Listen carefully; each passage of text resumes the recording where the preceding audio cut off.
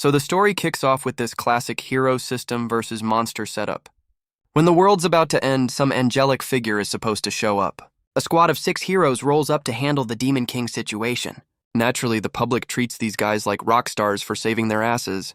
This headband-wearing dude seems to be the main guy, loving the attention. But plot twist, my guy is secretly on his supervillain shit. Turns out some of these so-called heroes were always just corrupt scumbags. And this current crew is a whole squad of sinister-looking trash bags. Actually, they're not just bad, they're the most ruthless villains in history. But hold up, even these psychos are in the dark about something bigger. And that something bigger is our boy, back from hell and ready to judge. Meanwhile, in some creepy mansion, the so-called heroes are up to no good. They've got this poor girl tied up and she's just begging to leave. Meet Bernard the scumbag, one of the heroes, on some seriously creepy shit. This psycho is about to assault her, making some sick 3-day challenge. She tries to threaten him with the guards, but girl, that won't work here. Of course, this trash bag brags about how he owns the whole town.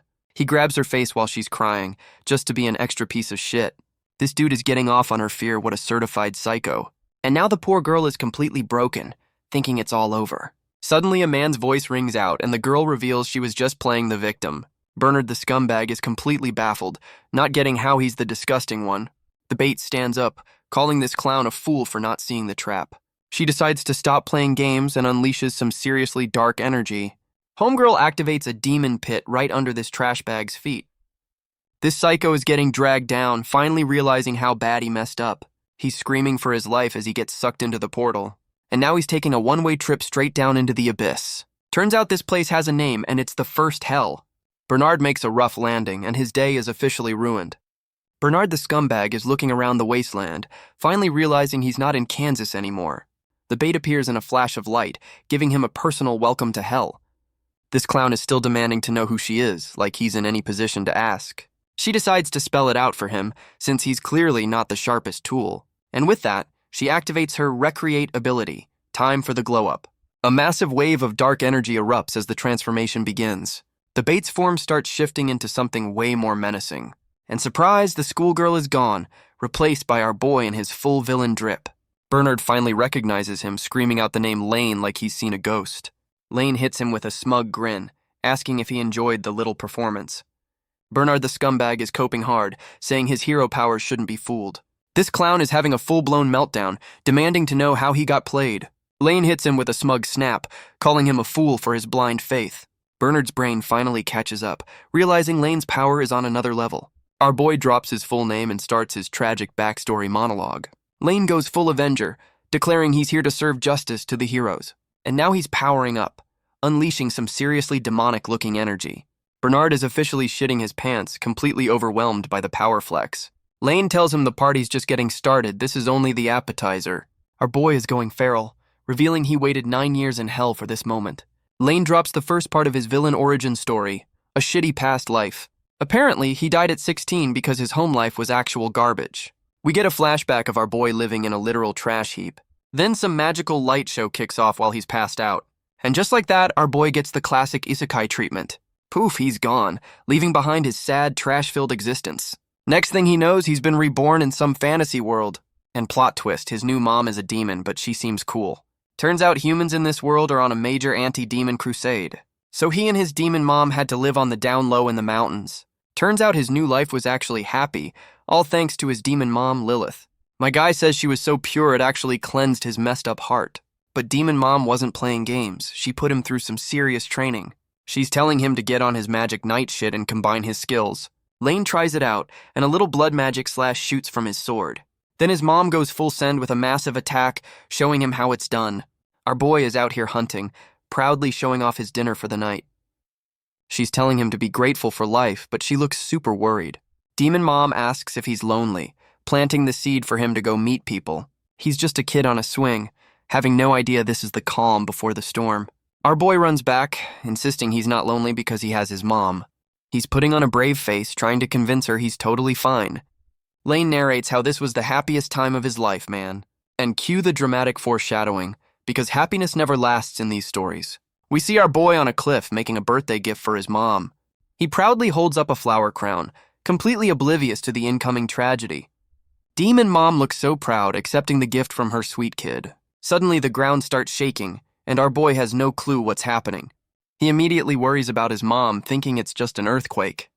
Then he looks over and sees his entire house is on fire. And it's not just a fire, the whole damn house just explodes. Our boy is in total shock, his brain barely processing what's happening. He immediately panics and starts sprinting back towards the chaos. He sees a pillar of fire and realizes this is some kind of attack magic. My guy is booking it, trying to figure out who the hell is attacking them. He finally gets there and the whole place is a raging inferno. The kid is just frozen, watching his entire world literally burn down. His first thought is his mom, and he's screaming, trying to find her. Then a figure emerges from the flames, and it's his mom in her demon form.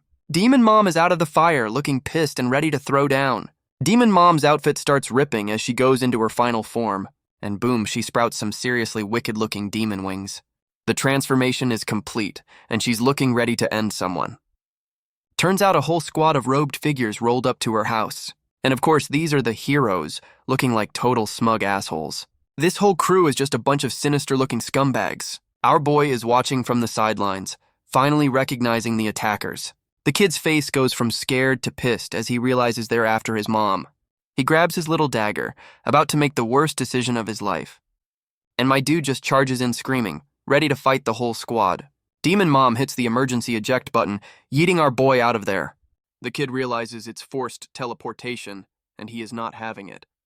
Our boy is screaming at his mom for trying to save his dumb ass. Demon Mom stands there like a total badass, ready to solo the whole squad.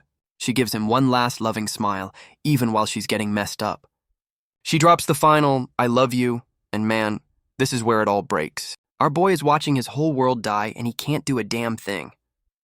And just like that, he's gone, leaving his mom to get folded by the heroes. He wakes up in some random forest, completely alone and broken. My guy comes to, and the reality of what just happened starts to sink in. Our boy is just screaming his lungs out, the reality finally hitting him. He's trying to figure out where the hell his mom teleported him. He recognizes a pond far from home, confirming he's been sent away. The kid's first thought is his mom, realizing she's still back there fighting. My dude starts sprinting, thinking he can actually find help in time. The moon's out, showing how long this poor kid has been running. He's just booking it through the woods, running on pure panic and adrenaline. The kid is completely gassed but refuses to stop. What a trooper. Meanwhile, back at the fight, one of the heroes looks absolutely terrified. He finally makes it back, only to find his home is a damn crater. He finds what's left of his mom, just a charred silhouette in the dirt. Our boy is just standing there, completely empty, the shock finally setting in. He's holding her remains, apologizing that he couldn't save her. Damn, this is rough. And there it is, the moment a hero dies and a villain is born. We get a time skip, because marinating in trauma takes a minute. A whole week later, and my dude hasn't even moved from her side. The kid is just lying there, completely given up on everything. Suddenly, some mysterious figure in a fancy coat shows up to the pity party. Turns out it's a red-headed demon dude, and he does not look friendly. This new guy walks up to our boy, who's still guarding his mom's body. The red-headed demon dude asks our boy if he's still kicking. Our boy is barely conscious, looking like he's been through a blender. And plot twist, this guy calls Demon Mom his sister. We got an uncle. Lane's brain is short-circuiting, trying to process this new family drama. Demon Uncle lays it out straight, telling him he's about to die. But the kid has completely given up, ready to just fade away with his mom. So Demon Uncle drops the hard truth. The 6 heroes are the ones who did this. Our boy is in denial, not getting why heroes would kill his mom. Demon Uncle explains that for these scumbags, it's all for money and fun. And that's the trigger. Our boy is officially filled with pure, unfiltered rage. Demon Uncle says the heroes probably treat his mom's murder like a joke. And that's the final straw. Disrespecting his mom is a line you don't cross. Our boy makes a vow of vengeance. He's never gonna let this slide. The kid goes absolutely feral. His villain origin story is officially kicking off. And he unleashes a massive wave of rage-fueled demonic energy. Demon Uncle is shocked, seeing this much power from a half-dead kid. He decides this kid's got potential and offers to help him out. Demon Duke Dante offers to train him to get strong enough to kill the heroes. Our boy is stunned. The idea of killing the so-called heroes is wild. Dante lays out the terms. The training will be a living hell. Classic deal with the devil. Our boy accepts the deal, ready to go full villain for his mom. Demon Uncle is totally digging the kid's new, "I'll burn the world" look. Dante immediately fires up a teleportation circle. No time for small talk. Our boy gets yoinked into the portal, asking where this field trip is headed. Demon Uncle says they're headed to the demon world's most dangerous hood, and with a psycho grin, he reveals their final destination is straight up hell. They pull up to some massive, sketchy-looking gate in a desolate wasteland. Our boy looks around, thinking this is the final destination, what a tourist. But Demon Uncle clarifies this is just the lobby, not the main event. He points to the gate, explaining that the real party starts behind that door. Our boy is having a full-on existential crisis, realizing hell is a real place. He's suddenly confused, noticing something's different about his body. My guy realizes he's been fully healed, like a video game character after a cutscene. Demon Uncle Dante reveals he gave him a quick patch-up for the upcoming hell trials. Lane hits him with a full-on respectful bow, thanking his new murder uncle. He introduces himself with a smile, trying to make a good first impression. Dante hits him with the I don't care attitude.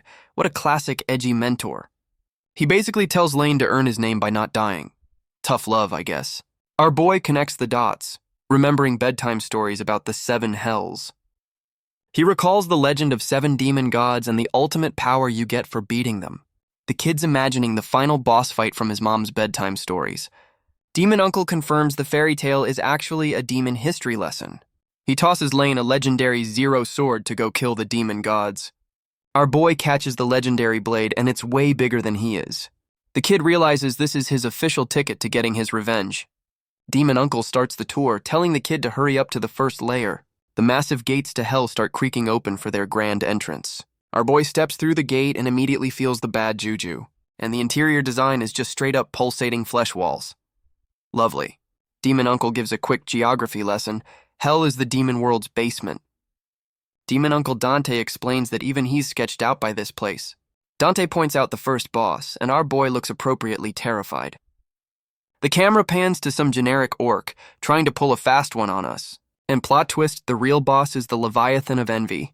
Our boy is confused, thinking there's no way this girl is the ruler. He looks back at the orc, thinking that's gotta be the real boss. Demon Uncle tells him to stop judging books by their covers, dumbass.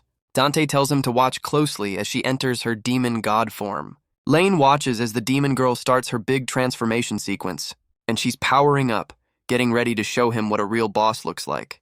Our boy is sweating, realizing he massively underestimated the first boss. Demon Uncle Dante is loving this, getting a kick out of the kid's fear. Even the random orc minion is shitting its pants, which is never a good sign. And there it is, the demon girl's final form is a giant ass snake monster. Lane's brain finally connects the dots. The little girl is the giant snake. The Leviathan of Envy immediately goes on the attack. No time for monologues. The orc tries to fight back, but my guy, you brought an axe to a god fight. Our boy is wrapped up, having a holy shit moment about her power level. Demon Uncle uses this as a teaching moment, asking if he's ready for this power. Lane grips his sword, trying to convince himself he's not about to get folded. Lane's trying to cook up a strategy. Bless his optimistic little heart. The Leviathan of Envy immediately chooses violence, not waiting for a monologue. And just like that, our boy gets folded in one hit. My guy's brain finally catches up, realizing he just got eaten. And now he's in the belly of the beast, which is apparently a lava lamp. My dude is literally melting in stomach acid, a terrible way to go. He's screaming for help as he sinks into the acid pit. His hand melts down to the bone, giving us some Terminator 2 vibes. But hold up, his eyes snap open like it was all a bad dream. Our boy checks himself, realizing he's completely unharmed. What a mind game. Demon Uncle Dante explains that hell is basically a metaphysical training ground. He lays out the rules. You die, you just respawn right before. Our boy immediately thinks he's invincible. What an absolute rookie.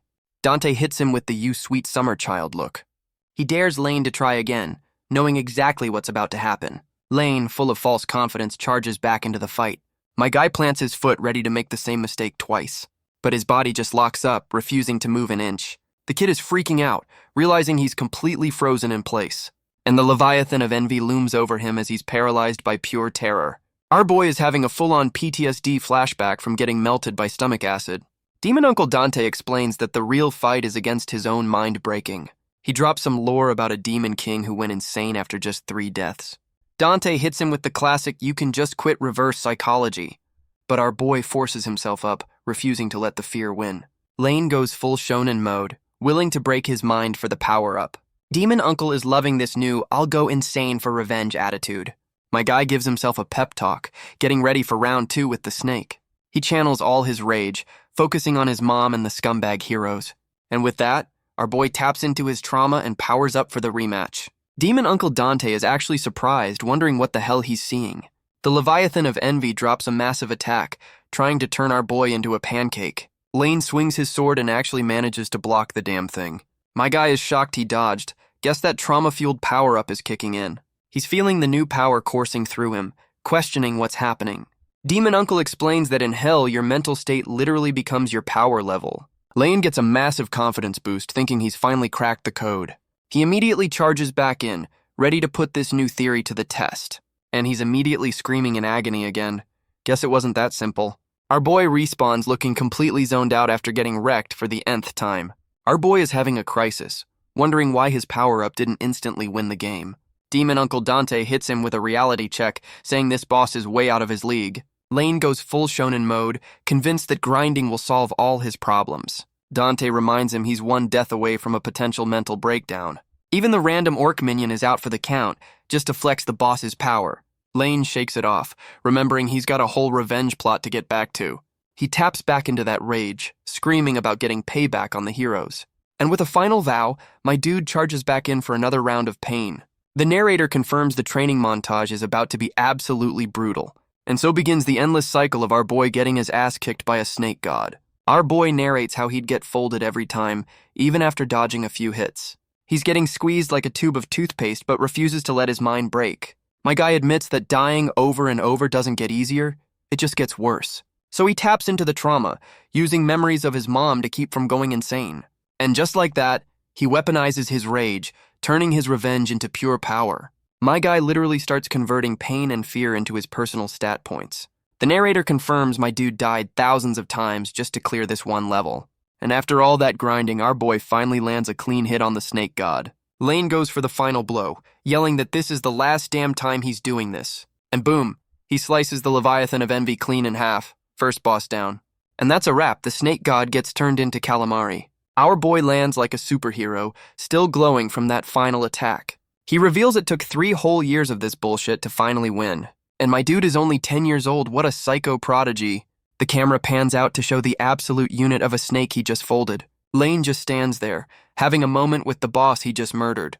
Demon Uncle Dante confirms she'll just respawn, cause hell has no chill. And our boy thanks her for the thousands of murders. What a weirdo.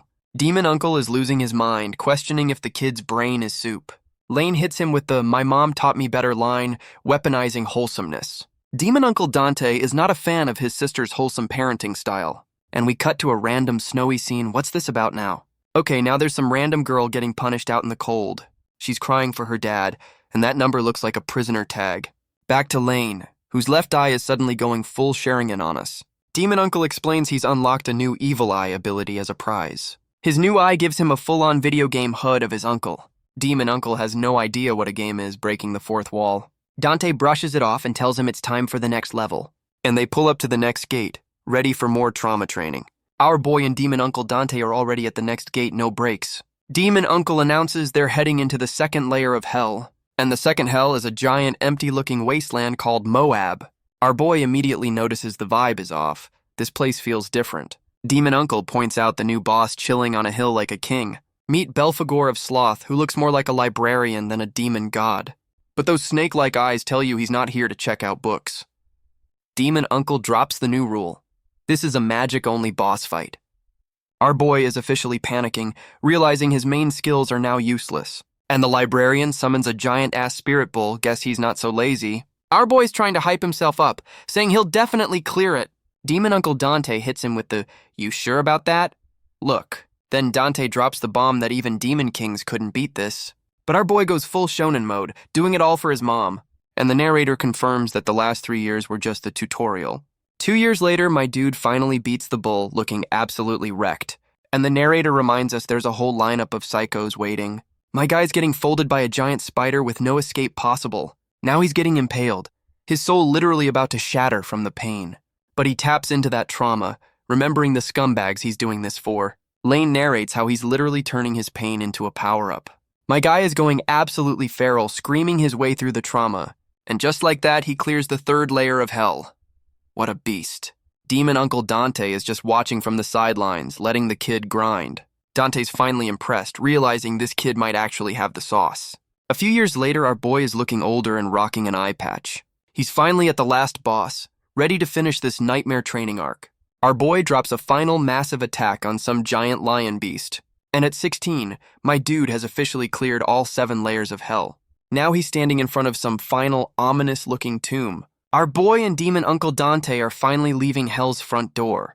Our boy can't believe he's finally leaving this hellhole after 9 years. A quick flashback shows the glow-up from scared kid to certified badass. Demon Uncle Dante is still shook that this kid actually cleared the whole game. Lane hits him with a smug look, basically asking, "You surprised, old man?" Demon Uncle Dante gets straight to it, asking if he's gonna kill the heroes. Our boy says just killing them would be way too boring for his taste. Demon Uncle Dante is completely lost, not understanding the new plan.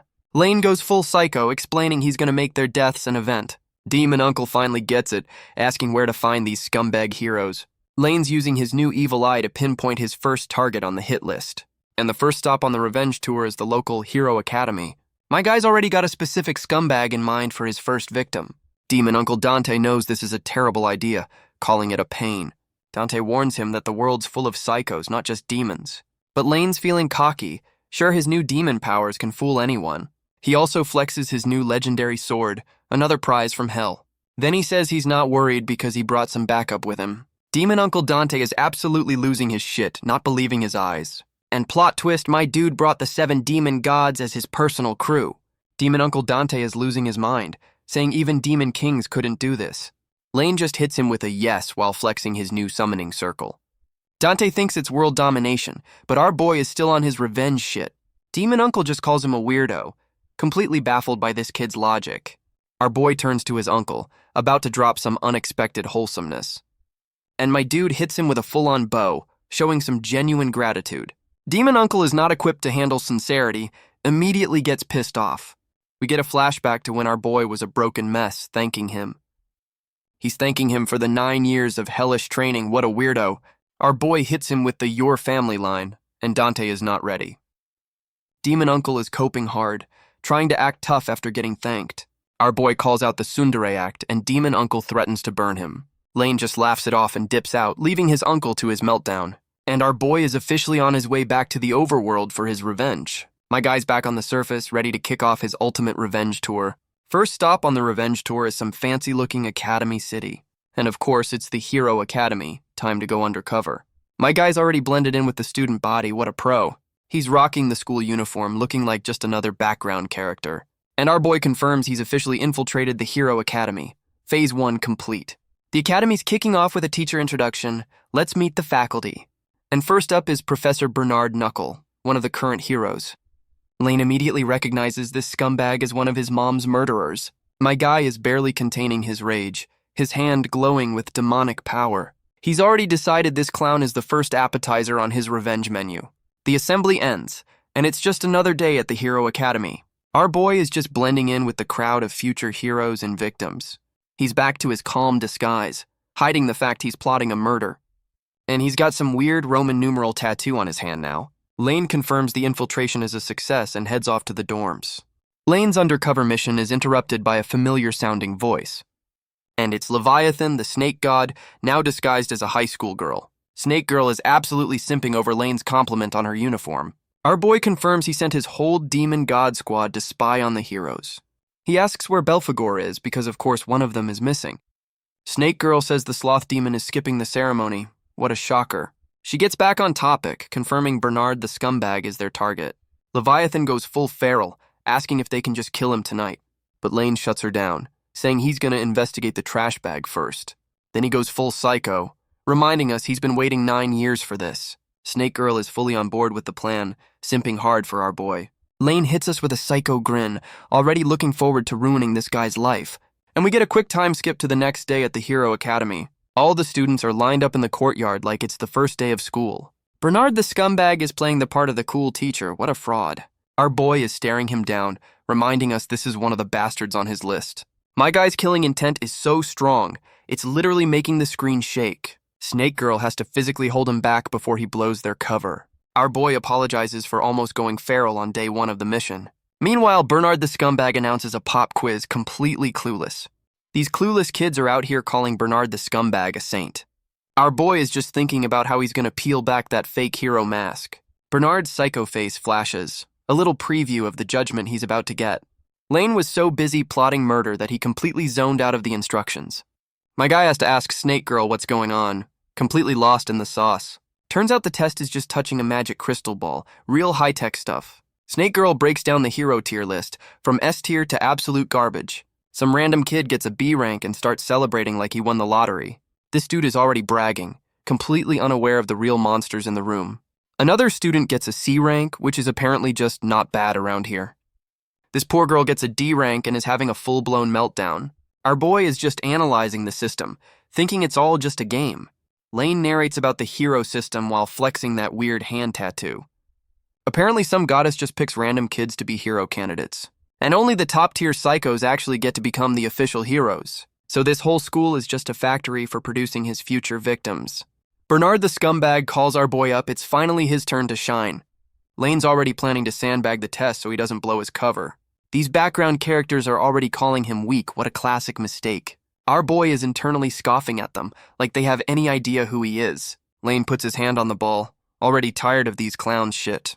And my dude immediately forgets the plan and goes full send with the demonic energy. The magic crystal ball is not equipped to handle this level of psycho power. All the background characters are shitting their pants from the sheer killing intent.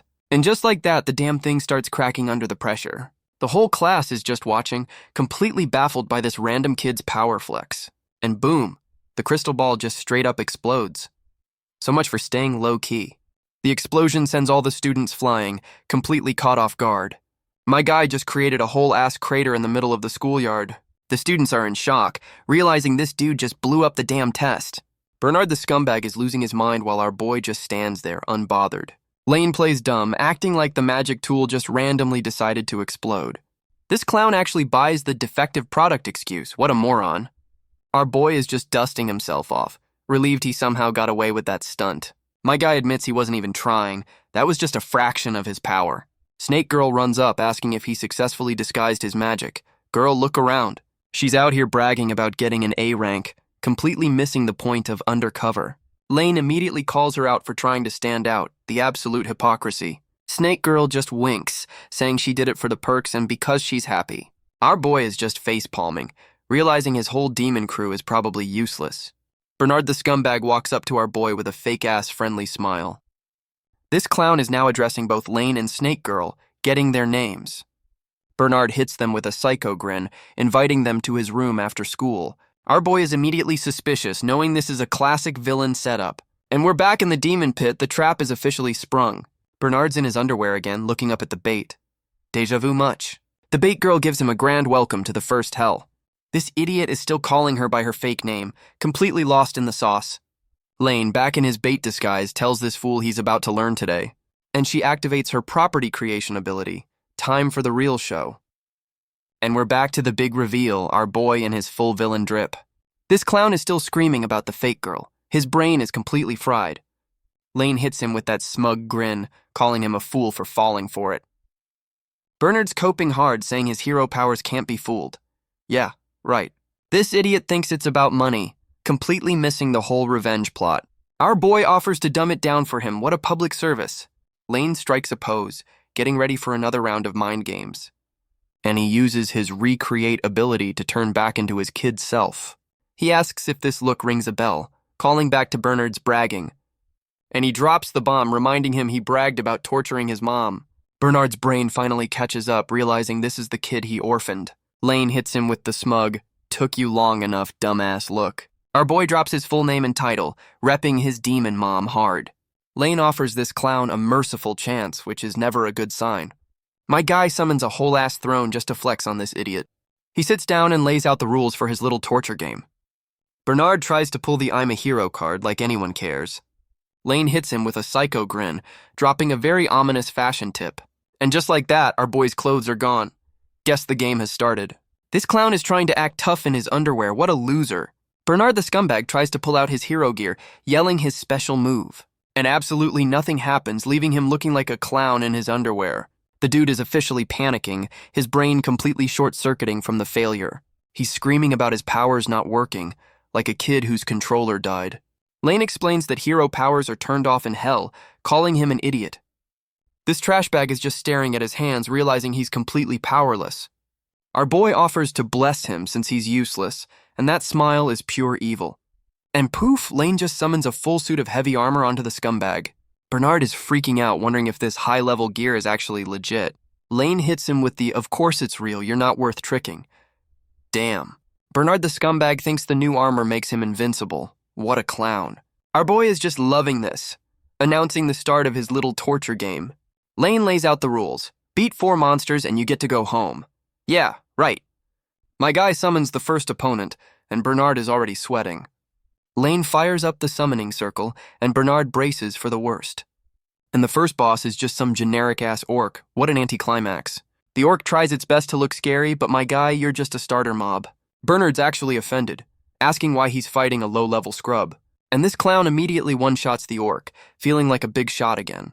The orc gets folded, and Bernard's ego is officially back in business. Lane's just sitting on his throne, enjoying the show with a smug-ass look. Bernard the scumbag is back to yelling threats, his ego completely restored. Our boy calls him a fool and immediately starts summoning the next opponent. A new summoning circle appears, and this one looks way more serious. And out pops a minotaur, a definite upgrade from the last scrub. Bernard's face drops, realizing this isn't the tutorial level anymore. The minotaur immediately goes for the kill, and this clown is actually struggling. But surprise, the scumbag actually manages to slice the damn thing in half. He's standing there after the kill, looking around for what's next. And the sweat starts dripping as he realizes this is just the beginning. Lane summons the third opponent, some kind of flying purple calamari monster. Bernard the scumbag is officially freaking out, realizing this is a whole gauntlet. And just like the others, this clown one-shots the monster without breaking a sweat. Our boy is just chilling on his throne, analyzing this whole performance. Lane's thinking how this trash bag got lazy, but still has the raw power. My dude is literally taking notes, calling this data for future reference. And again, the scumbag just slices the monster clean in half. But the constant fighting is finally starting to break his composure. Lane tells the exhausted clown that the show's not over yet, and our boy starts casting another spell, ready for the next round of torture. Bernard the scumbag gets a sudden glow-up looking like he just leveled up. This clown is completely confused, wondering what the hell is happening to his body. And his ego is back, yelling at our boy that he'll never be forgiven. Lane hits him with the, "I just healed you for the next boss, dumbass."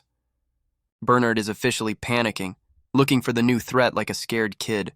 And the final boss appears, a creepy little girl silhouette with a psycho laugh. Plot twist, it's Snake Girl, and this clown actually recognizes her. This idiot thinks she's just another student, completely clueless about her real identity. He's back to bragging, saying his anti-magic gear makes her useless, and this psycho immediately threatens to torture her. Yeah, you picked the wrong one, buddy. Our boy hits him with the, "You think she's a mage?" line. What a setup. Bernard's brain finally catches up, realizing his anti-magic gear is useless. Snake Girl starts walking towards him, and this clown knows he's fucked up. She goes full power-up mode, and that anti-magic gear is looking real stupid now. And that's the face of a man who just realized he's about to get folded. Plot twist, hand-to-hand combat meant turning into a giant-ass snake god. The Leviathan immediately chooses violence, ready to turn this clown into a snack. Bernard the scumbag is screaming for his life, and it is glorious. Our boy is just laughing his ass off, absolutely loving this dude's terror. Lane goes full psycho, announcing the torture is just getting started. The Leviathan drops a massive tail whip, and this clown is not ready. Bernard's trying to block, but his little sword ain't doing shit against a god. This idiot is finally asking the right questions, completely losing his mind. Snake Girl hits him with a casual "hey," like she's not a whole-ass kaiju. Our boy is defending his girl's honor, calling him out for being rude. Lane tells him to open his eyes, his beloved Lev is right there. And there she is, just chilling on the snake's head like a damn queen. Snake Girl goes full demon mode, and she looks absolutely terrifying. The snake god is hissing, and Bernard is just standing there, shitting himself. This clown is in full denial, screaming that he'd never love a monster. Our boy is defending his Snake Girl's honor, calling this clown uncultured. And just like that, Bernard gets eaten and is now melting in stomach acid. This trash bag is screaming his lungs out, getting a taste of Lane's training. The snake god is just chilling while this clown begs for help from her gut. Lane is absolutely loving the screams, calling it a beautiful singing voice. The snake god stops, probably wondering if her new chew toy broke already. Our boy looks genuinely concerned that the torture might be over too soon. And poof, Bernard respawns completely unharmed, looking absolutely baffled. This clown's brain is completely fried, trying to process his own death. Bernard is freaking out, realizing he's back at square one with no explanation. Our boy is putting on an Oscar-worthy performance, acting all shocked. Lane hits him with the reverse psychology, suggesting he's immortal now. This clown is actually starting to believe he's got a goddess's blessing, and his ego is back, thinking he's awakened some ultimate immortal power. Lane's playing the victim, pretending his snake girl is about to get folded. Bernard charges in, ready to kill the snake god with his newfound confidence. But his body just locks up, refusing to move an inch forward. Our boy just watches from above, enjoying the show he orchestrated. The scumbag is officially panicking, realizing he's completely paralyzed, and he's having a full-on flashback to getting melted by stomach acid. Our boy gives the order with a psycho grin, telling Snake Girl to eat up. And the snake god goes in for another bite while this clown screams his head off. This idiot tries to use a defensive move like that's gonna stop a god. And he's back in the belly of the beast, wondering where the hell he is. My guy is melting in stomach acid again. Guess the defense didn't work. Snake Girl is just watching from her perch, enjoying the absolute chaos. The clown respawns and immediately starts begging for his life. His spirit is broken. Our boy calls him pathetic for giving up, telling Snake Girl to step back. Snake Girl and her kaiju form just poof out of existence on his command. This idiot is on the ground, wondering if our boy actually just saved him. Our boy announces a loser's revival battle, and this clown is not having it. Bernard thinks he's got an opening now that the snake god is gone. What a rookie. Lane's just chilling on his throne, literally reading a book on how to torture this guy. And this idiot immediately charges the throne, thinking he's got a chance. He goes for a full power swing, trying to one-shot our boy like a scrub mob. The scumbag's got a psycho grin, convinced he's about to land the winning blow. And his sword just hits the dirt, leaving him looking like an absolute fool. Lane just teleports behind him, asking if he's lost or something. Bernard goes completely feral, screaming that he's gonna end our boy. And another demon god just pops up, asking if this loser is really challenging her boss. This clown's new plan is to take the final boss hostage. Brilliant. The new demon god hits him with the "you can't even beat the tutorial" line. Our boy tells Snake Girl to chill, he's got this one personally. Lane draws his sword, ready to teach this clown a lesson in power scaling. Bernard's still bragging about his Sword Emperor title. What a loser. He's having a flashback to when he beat Lane before the Hell training arc. This idiot charges in, completely unaware of the 9-year level gap. Lane blocks his full power swing with one hand, not even trying. And that's the face of a man realizing his stats are completely outdated. Our boy immediately disarms him, making the Sword Emperor look like a scrub. Our boy just casually drops this clown to the ground. No big deal. Bernard's brain is short-circuiting, wondering how his ultimate move just got swatted. Lane hits him with the ultimate flex, saying he was using less than 1% of his power. The scumbag is doing the math and realizing he is absolutely royally screwed. Our boy confirms he's over 10 times stronger, just to really rub it in. This clown tries to cope, saying Lane's still weaker than the snake god. Lane just gets ready to show him what a real one-on-one feels like. And just like that, Bernard is back to screaming like a little bitch. This idiot tries to pull out another Sword Emperor move. Learn a new trick, my guy. He's charging up some flashy attack like that's gonna change the outcome. And the scumbag unleashes his ultimate move, the Big Bang Slash. Our boy just hits him with a psycho grin, completely unimpressed by the light show. Lane counters with a casual demonic slash that completely overpowers the attack. And this clown gets hit dead on, screaming his head off in disbelief. My guy is getting absolutely shredded by the sheer force of that counter. And just like that, the Sword Emperor gets turned into a cloud of dust. The scumbag's body goes flying, looking like a broken action figure. He finally hits the ground, his spirit completely shattered from that beatdown. Our boy just stands over him, and this clown is literally pissing himself in fear. Lane goes full psycho, promising to kill him thousands of times. The real fun begins. Bernard the scumbag is on the ground, his brain completely short-circuiting in denial. Our boy wastes no time lining up the first of many, many executions. And Lane just splits his skull right down the middle, no hesitation at all. My guy looks completely bored, like this is just another chore on his to-do list. He pulls his sword out, and that's one death down, thousands more to go. The scumbag's headless body hits the floor. Round 1 is officially over. But just like before, the respawn mechanic kicks in for another round of pain. This clown wakes up completely confused about being alive again. What a rookie. He looks up at our boy, his brain just blue screening from the sheer confusion. Lane's just standing there, ready to run it back as many times as it takes. Bernard the scumbag is officially broken, crying and begging for help. And the narrator confirms the torture montage is just getting started. My guy is just screaming his lungs out on a loop. Rinse and repeat. After a few more deaths, this clown is on the ground, completely defeated. He's now begging Lord Lane for forgiveness. Look how the tables have turned. Lane calls him pathetic for breaking after only 10 deaths. Rookie numbers. Our boy puts his foot on him while this trash bag keeps groveling. And this idiot tries to apologize by licking his boot and mentioning his mom. Lane goes absolutely feral, his rage meter just went through the roof. My guy grabs his head, saying he just made the biggest mistake of his life. Our boy unleashes a new move. Guess he took that mom comment personally. And Bernard the scumbag is immediately trapped in a personal pain dimension. This clown is getting dragged to hell by a bunch of creepy ghost hands. And now he's just a broken, twitching mess on the ground. My guy is crying his eyes out, begging for help like a little bitch. His hand just drops. The dude has officially given up on his will to live. Our boy and Snake Girl just watch this clown's pathetic final moments. Lane walks up to the broken trash bag, asking if he's finally had enough. And he just yeets the body, calling him an entertaining appetizer. Cold. Lane stands there with a trophy, first name officially crossed off the list. Our boy is already looking forward to his next victim with that psycho grin. And we get a 1-week time skip. The school is still completely clueless. Snake Girl asks if anyone's noticed their teacher has been permanently deleted. Our boy confirms he's handled the cover-up. No one suspects a thing. The official story is that Bernard is on a demon-hunting business trip. My guy even left a fake "I'll be back" note to really sell the lie. And now the combat class has a substitute teacher. The plan worked perfectly.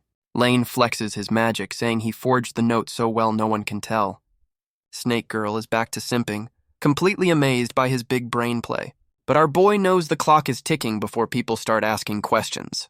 Our boy's already laying out the next phase of the revenge tour. Snake Girl is all in, ready for whatever psycho plan he's got cooked up.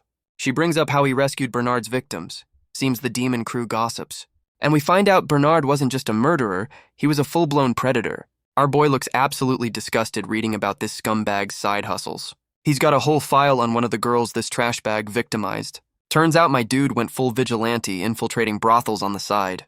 And he's been freeing all the women Bernard sold off. What a power move. Snake Girl is confused why he's playing hero for a bunch of randoms. Lane explains it's about erasing the scumbag's legacy, not just killing him. Snake Girl is back to simping, completely sold on his 4D chess revenge plan. Our boy admits it's a little weird to be helping people while on a murder spree. He's having a flashback to his mom's wholesome, be a good person speech. My guy confirms that even as a demon, his mom's lessons are still his OS.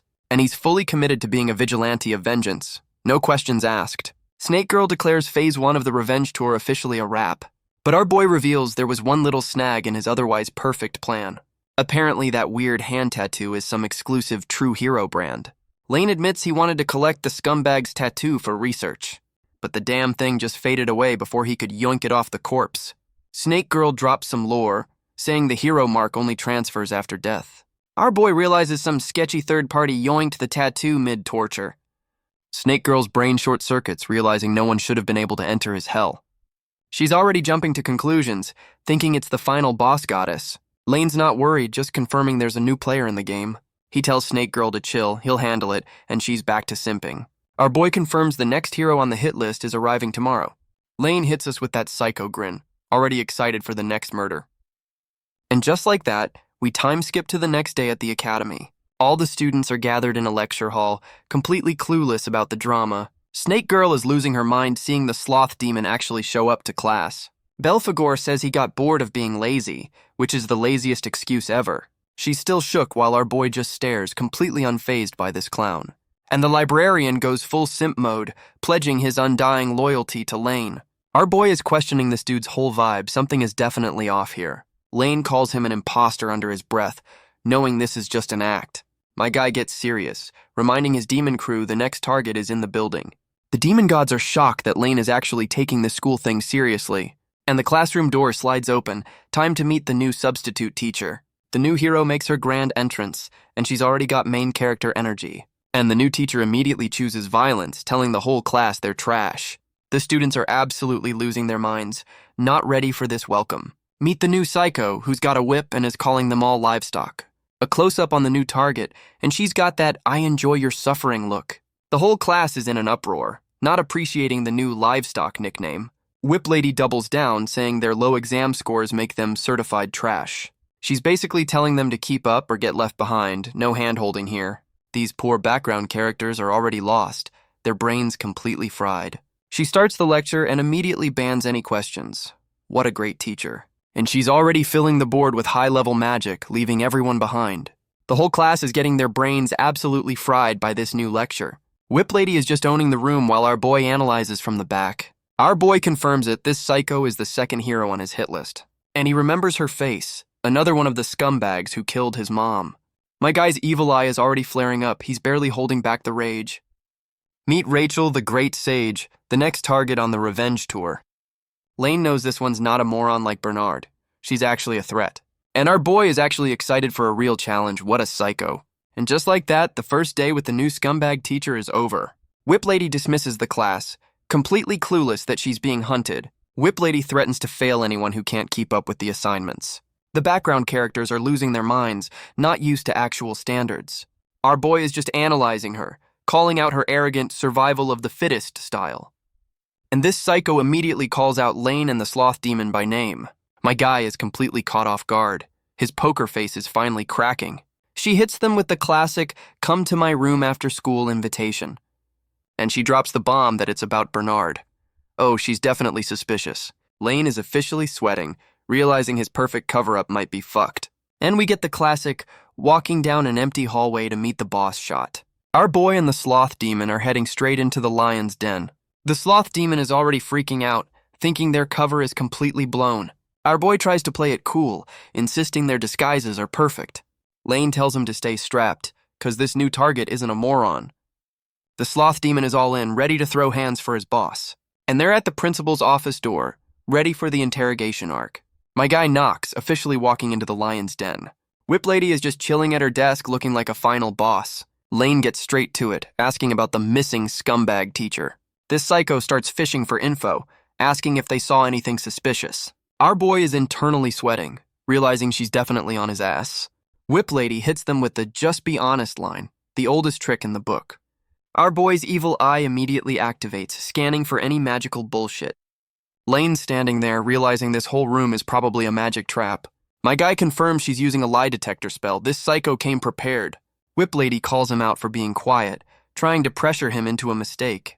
The sloth demon jumps in, saying Bernard was acting weird before he dipped, and she immediately takes the bait, her whole psycho aura flaring up with interest. The sloth demon is sweating, trying to cook up a believable lie on the spot. And his genius lie is that Bernard called him the wrong name. What a masterclass. Whip Lady just sits there processing this, probably wondering if they're just idiots. Whip Lady is completely over it, basically calling the sloth demon's lie pathetic. Our boy apologizes while internally calling her a fool for falling for the distraction. Lane flips the script, asking why she's so interested in them specifically. She says it's because they aced the entrance exam, making them persons of interest. Our boy realizes their cover is already shaky because they didn't sandbag the written test. We get a quick flashback to the written exams all the new students had to take.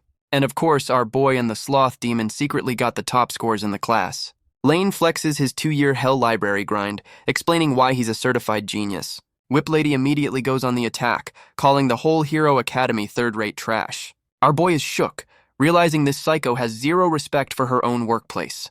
Whip Lady says she'll give them a chance since they have potential. She hands our boy some weird-ass armband, and he's completely confused. My guy is just staring at this thing, trying to figure out what the catch is. And it's a pass to her sketchy-looking laboratory. This is definitely a trap. Lane tries to stall, but she shuts him down and tells him to report tomorrow. This psycho goes full drill sergeant, yelling that it's a command, not a choice. Our boy and the sloth demon are forced to agree, looking completely shook. The sloth demon is just relieved they survived the interrogation arc.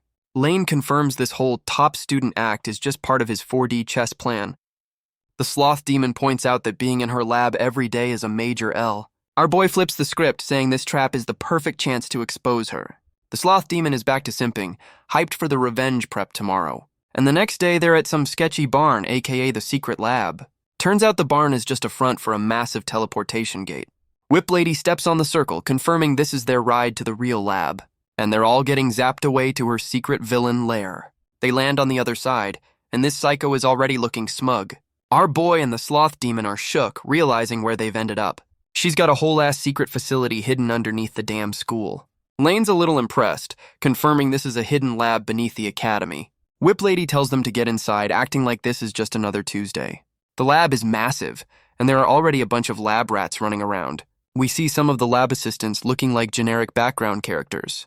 The sloth demon points out these are upperclassmen, probably future victims. Some random dude explains they're all talented students just like them. And the whole lab immediately starts simping hard for Whip Lady. These students look way too happy to be here. This is definitely a cult. Yep, their eyes are literally spirals. They're completely brainwashed. Our boy immediately clocks that this psycho is running a full-on mind control op. Lane's actually hyped, realizing this target is a real threat, unlike the last clown. Whip Lady leads our boy and the sloth demon down a long-ass sterile hallway. She opens the door to the main event with a smug, "Welcome to my lair" look. And our boy and the sloth demon are absolutely shook by what's inside. This psycho proudly presents her main lab, which is just full of creepy vats. A closer look reveals a bunch of weird bug monsters floating in green goo, and she's got a whole collection of dismembered demons and monsters in there. Lane is losing his mind, realizing this psycho is collecting demon corpses. She hits him with the "they're specimens, not corpses" line. Same difference, lady. Our boy is just staring at the vats, his brain already connecting the dots. And this psycho is bragging about having the best monster collection on the continent. The sloth demon is losing his mind while our boy just takes it all in. Lane's internally calling this place a chaotic mess, already judging her methods. This psycho tells them the freak show is just getting started. Whip Lady pulls back a curtain with that "you're gonna love this" psycho grin. And behind door number 1 is a harpy girl strapped to a damn operating table. The poor girl is screaming for her life, realizing she's the main event. Whip Lady pulls out a scalpel, ready to do some live-action surgery. Our boy plays the shocked student, asking what the hell she's doing. This psycho says it's a live dissection, like it's a normal Tuesday lecture, and she just stabs the harpy girl, splattering blood everywhere. Jesus Christ. Our boy is still playing the part, asking if she's really doing this without anesthetic. This psycho hits him with the "it's just a monster" line, like that makes it okay. And the poor harpy girl is just getting turned into a bloody science project. Whip Lady is getting way too into this, calling the screams a beautiful sound. Our boy is looking at this psycho, realizing she's not even a hero. Lane's officially calling her a thing. The disgust is absolutely real. And we time skip to that night, time for the post-mission debrief. Our boy is back with his demon crew, ready to break down the crazy. Lane confirms that the great sage has some seriously messed up hobbies. Snake Girl agrees this psycho is on another level of insane, even for humans. Snake Girl asks if our boy is also weirded out by this psycho's methods. She confirms even demons don't kill for fun, so yeah, this lady is a freak. Lane turns to the sloth demon, asking for his professional take on the lab. This clown says her methods are too much work, a crime against his lazy principles. Our boy smirks, glad his whole crew agrees this psycho needs to be dealt with. Lane gets hyped, ready to go full detective mode and expose this freak show. And just like that, the next day's investigation is officially underway. My guy is playing the perfect student, solving equations while she watches him. Lane hits her with the smug "I'm a genius" look, really selling the act. And the plan works, they're officially infiltrating her psycho fan club. My guy is deep in his undercover role, playing the perfect lab assistant. Lane's been on the inside for a while, and he's starting to see the bigger picture. He's figured out this psycho has a whole other level of crazy she's hiding. The demon crew has a secret meeting on the roof, disguised as a lunch break. The sloth demon is getting impatient, complaining they still have no hard evidence. Our boy knows this target is smart, she's not going to slip up easily. Snake Girl is ready to just throw hands, asking if they can just kill her tonight. Lane's not about that. He wants to expose all her dirty secrets before the execution. And he reveals the next step of the plan. A school-wide battle tournament. Snake Girl is completely confused why he's joining some random school event. Lane's showing them the fine print, saying this tournament isn't just for show. My guy reveals the whole point is to get the grand prize. Snake Girl's brain finally catches up, realizing the winner gets to fight a teacher. And she's already getting hyped, knowing exactly where this is going. Our boy confirms he's gonna win and call out Whip Lady for a one-on-one. Snake Girl is absolutely losing her mind over this 5D chess move. She asks the real question. How's he gonna win while nerfed by his disguise? Lane hits her with the twist. He doesn't need to win, just expose her. My guy tells his crew to take the day off, he's going in solo. And the demon crew is not happy about being benched for the main event. Our boy asks his demon crew why they're looking so bummed out about his solo mission. The sloth demon immediately gets on board. giving that I trust the plan look. And Snake Girl is back to full simp mode, cheering for her boy's victory. Lane is officially hyped, already looking forward to his public beatdown of Whip Lady, and we get the classic time skip, straight to the action. Welcome to the school tournament, the perfect stage for our boy's revenge plot. The tournament starts with a bunch of background characters trading blows. The narrator explains the rules while some poor dude gets absolutely wrecked. These kids are fighting for their lives, but it's just the pre-show for our guy. Lane finally enters the ring, calling this whole thing child's play. Our boy is just standing there, completely unimpressed by the first round fodder. And his opponent is some roided-out psycho with a big-ass axe. The background characters are losing their minds, hyping this clown up like he's a final boss. Axeman is monologuing about crushing our boy, classic scrub behavior. Lane hits him with the, "I don't even know who you are" line. Savage. And the big guy's ego is officially shattered. He's going completely feral. The ref is just standing there, about to watch a public execution. And the match starts. Time for this clown to get absolutely folded. Our boy immediately blitzes him with some kind of high-speed slash attack. This idiot is yelling his special move while getting turned into minced meat. The background characters are losing their minds, thinking our boy is getting wrecked. Axeman is talking mad shit, calling our boy a bookworm who can't fight. Lane hits him with the, "Is that all you got?" flex, calling this a warm-up. The big guy's brain just completely short-circuits from the sheer disrespect. And now he's pissed, thinking our boy is mocking his whole career. This clown goes for a full-power swing, promising a trip to the hospital. Our boy stops the giant axe with a toy sword, asking if he's even trying. Lane's evil eye flares up, and he's officially done playing with his food. This clown is still trying to look tough, completely outmatched by our boy. The size difference is hilarious. This dude has no idea who he's fighting. Axeman brings down his big-ass weapon, and our boy just stands there. And just like that, the big guy gets one-shotted and hits the floor. The background characters are absolutely losing their minds over the upset. Even the ref is shook, calling the match like she just saw a ghost. Our boy just scoffs, completely unimpressed by the so-called strongest. The announcer calls it, and Lane takes the win without breaking a sweat. And just like that, the whole crowd is simping for our boy's power. Lane watches the loser get healed, wondering if this is a joke. My guy's thinking Whip Lady was right. This school is full of scrubs. He's already bored, wondering if there are any real heroes out there. Our boy is so bored he's not even bothering to scout the competition. And just like that, we're already at the semifinals of this scrub tournament. Lane's ready to speedrun this match and get to the main event already. But my guy senses a new challenger approaching, and it's not some rando. And his opponent is Snake Girl, looking ready to throw down for real. Our boy is completely shook, asking why she's crashing his solo mission. Snake Girl hits him with the "I hate losing" line. She's here for a rematch. Lane realizes she entered this whole tournament just to fight him again, and she's going full power-up mode, ready for round 2 with the boss. The semifinal match starts, and the solo mission just became a couple's quarrel. The final match is on, our boy versus his #1 simp. Snake Girl is absolutely feral, ready for round 2 with her boss, and she immediately chooses violence, not holding back for a second. Our boy is actually surprised, realizing she's gotten a serious upgrade. He's impressed, asking if she learned these moves from the school's curriculum. Snake Girl flexes hard, saying she's a natural at this human fighting style. Turns out she's been grinding in secret ever since he folded her last time. Our boy hits her with the "demons don't do homework" line, a little confused. She's all fired up, thanking him for the motivation to get her revenge, and she's back on the attack, ready to show him what that training's worth. And the crowd is going absolutely feral for this unexpected final boss fight. Snake Girl flexes that she's fighting on his level, no demon powers allowed. Our boy is actually intrigued, realizing this isn't just a simp moment. Lane decides to stop holding back, ready to give her a real fight. And Snake Girl is back to simping, getting off on him, taking her seriously. Our boy goes on the offensive, finally done playing around with his #1 fan. Lane's got that psycho grin, he's actually having fun for once. He goes for a clean hit, but Snake Girl actually dodges his attack. She's moving like a pro, completely in the zone and keeping up with him. And our boy is officially shook, not expecting her to be this damn good.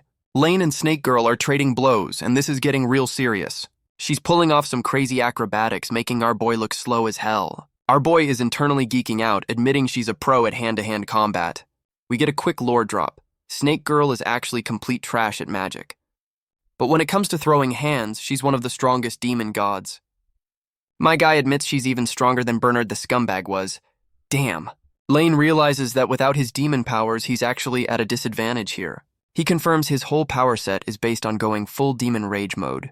And a power chart confirms that nerfed Lane is basically a background character. Snake Girl snaps him out of his power scaling session, ready for round 3. Snake Girl asks if he wants to go full power and level the whole damn city. Our boy has to remind her they're not supposed to commit mass destruction. Lane decides to show her a new trick instead, since she's being a good girl. And just like that, she's back to being a hyped-up simp, ready for the show. My guy is tapping his foot, getting impatient to flex on his #1 fan. She goes completely feral, charging him down and demanding to see the new move. Lane's actually surprised, realizing she's gotten another speed boost mid-fight. But our boy just casually sidesteps her, still completely in control of this fight. Lane powers up, saying he's got a secret weapon she's not ready for, and he's about to use a hero sword technique. The absolute irony is killing me. Lane unleashes his violent wind slash, and it looks absolutely brutal. Snake Girl is completely shook, realizing he's using the enemy's playbook. Our boy hits her with the classic, "You let your guard down" taunt. He follows up with another hero move, the Gale Dance Slash. But Snake Girl counters with her own version. She's a quick learner, and she immediately gets yeeted out of the damn arena for her troubles. My girl is taking a tumble, looking completely defeated by the counter. She hits the ground hard, and that's a wrap on her revenge match. The ref calls it. Our boy officially takes the W in this lovers' quarrel. The crowd is losing their minds, and our boy is officially the tournament champ. Our boy checks on Snake Girl after the fight, playing the concerned boyfriend. She's more shocked than hurt, realizing he used the enemy's own moves against her. Lane starts dropping lore, explaining how humans use tricks to beat real power. We get a quick history lesson on why humans are basically scrub-tier mobs. My guy explains that hero techniques are just the ultimate cope for being weak. He flexes that his big brain technique is why he just owned her in a fight, and Snake Girl is back to simping, completely amazed by his dedication to winning. Our boy gives her a head pat, saying she wasn't completely trash either. She goes absolutely feral over the compliment, raising his hand like he won the Super Bowl. Now she's all fired up, ready to learn the enemy's moves for herself. Our boy tells Snake Girl that hero moves are a no-go for full demons. Snake Girl's brain finally catches up, realizing she's not built for that. She's now asking the real questions, wondering how he pulled it off. And our boy drops the lore bomb that he's a half-demon, the ultimate loophole. Snake Girl is back to simping, deciding to just stick to the basics. Our boy tells her she's already a beast, no need for fancy tricks. And the announcer is on stage, ready to kick off the awards ceremony. The announcer officially declares our boy the winner, and he's looking smug. And now for the grand prize, a one-on-one fight with any teacher he wants. Our boy's got that psycho grin, ready to call out his next victim, and Whip Lady is looking completely shook that he actually called her out. Our boy makes it official, challenging the psycho in front of the whole school. The background characters are losing their minds, calling him a dumbass for this. Even the announcer thinks my guy is tripping, asking if he made a mistake. Lane doubles down with a death stare, confirming he wants all the smoke. And Whip Lady is officially intrigued. Her psycho energy is going off the charts. My guy is really standing up to one of the strongest heroes. What a power move. Our boy hits her with a smug smirk. The trap is officially set. This psycho accepts, saying he'll be a good guinea pig for a new spell. And she's in the ring, ready to turn our boy into a science experiment. Whip Lady steps into the ring, ready for the main event she just got suckered into. She's got that "I'm about to ruin your whole career" psycho smile on full display. Our boy hits her with some backhanded compliments, already playing mind games. This psycho is actually analyzing him, admitting he's not a scrub like Bernard. The ref is worried for our boy, but Whip Lady is rushing to start the beatdown. She's so arrogant, she's fighting a student with no weapon. Famous last words. The ref makes it official, and the whole school is about to watch a public execution. Our boy calls this a handicap match. The disrespect is absolutely legendary. Whip Lady is just standing there, hands in pockets, not even taking him seriously. And the announcer kicks off the fight. Time for the real show to begin. Our boy immediately charges in, trying to blitz her before she can cast. He's thinking she's just a backline mage, a classic rookie mistake. And he slices right through her, looking like he just got a one-shot kill. The background characters are absolutely losing their minds, thinking he just killed her. But our boy knows something's off. That was way too damn easy. Turns out he just hit an afterimage. The real psycho is just chilling over there. My guy is just swinging at air, getting completely played by her illusions. Whip Lady hits him with the "you're a dumbass" line, not even trying. Lane is getting pissed, trying to brute force his way through the magic. And she's just standing there, calling him an idiot for falling for the oldest trick. The background characters are trying to figure out how she just pulled a magic trick. Our boy is running the diagnostics, realizing it wasn't an illusion or teleportation. This psycho is just standing there, knowing our boy's brain is completely short-circuiting. Whip Lady hits him with the classic "you giving up yet?" taunt to get in his head. Lane goes full shonen protagonist, vowing to keep attacking until something sticks. And the crowd is back to simping, calling her unbeatable like a bunch of sheep. Our boy calls out the BS, realizing she's not using magic, just some cheap trick. Lane reveals his random attacks were just data collection for his big brain play. My guy charges in again, ready to expose her little secret to the whole school. And this psycho is already bored, calling his pattern predictable. She has no idea. Our boy's got that just as planned look, ready to spring the trap. And he aims for the floor right in front of her, not even trying to hit her. Whip Lady is finally shook, realizing she just walked right into his trap. My guy just blows up the damn floor, creating a massive shockwave. Lane's taking the hit too, but he looks like he totally expected this. And he gets yeeted out of the ring by his own damn explosion. Our boy hits the floor, officially losing the match on a technicality. The ref calls it, and just like that, our boy takes the L. The background characters are cheering, thinking Whip Lady just dominated him. This psycho walks off, calling it a waste of time, completely clueless. But this psycho is thinking back, realizing that last attack felt a little too calculated. Our boy just sits there, watching her leave like he just won the whole damn thing. My guy confirms he took the L on purpose to learn her secrets. All part of the plan. And we get a quick time skip to the next day. Time for the mission debrief. Snake Girl immediately calls him out, asking if he threw the fight on purpose. Our boy admits it, saying winning that scrub tournament didn't mean a thing. He flexes that he figured out her secret ability, which was the real prize. Snake Girl is hyped for the tea, but my guy says he'll show her later.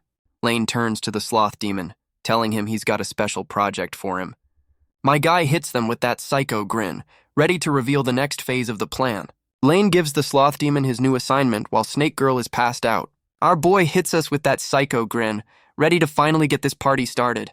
The whole demon crew is officially assembled and ready to start the revenge tour. And we get another time skip, a few days after our boy's tactical loss. Whip Lady is playing the concerned teacher, asking about his fake injuries. Our boy plays along, but his inner monologue is pure know your place trash. This psycho keeps him after class, ready to start the real interrogation.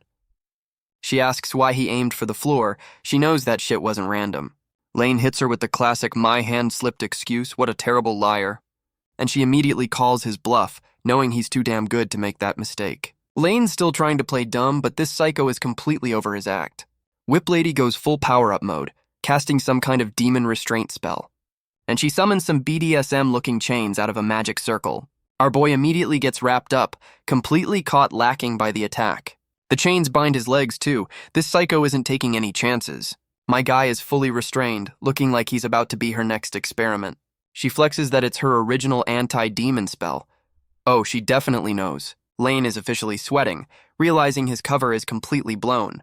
This psycho reveals she also put up a demon power ceiling barrier. She gets in his face, telling him he's completely fucked. The trap has been sprung.